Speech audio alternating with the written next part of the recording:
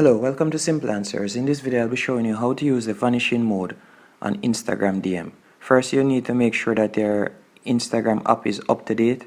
If it is, simply open the app and then go into messages and select the person that you'd like to send a vanishing message to. And after you have done that, you will simply slide your screen, use your thumb and slide the screen up. Just pull the screen up. Just give it one big pull up and you will see it's changed to black, and you can see vanishing mode is turned on. And then from there you can send a message to the person and the message will disappear as soon as the person has read the message. As you can see up by the top there, you have the option to turn off vanishing mode after you have sent the message.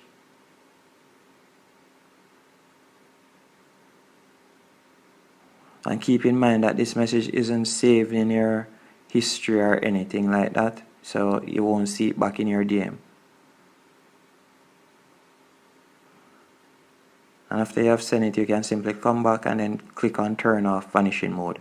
And again, to go into vanishing mode, simply pull your screen up to the top and that's it.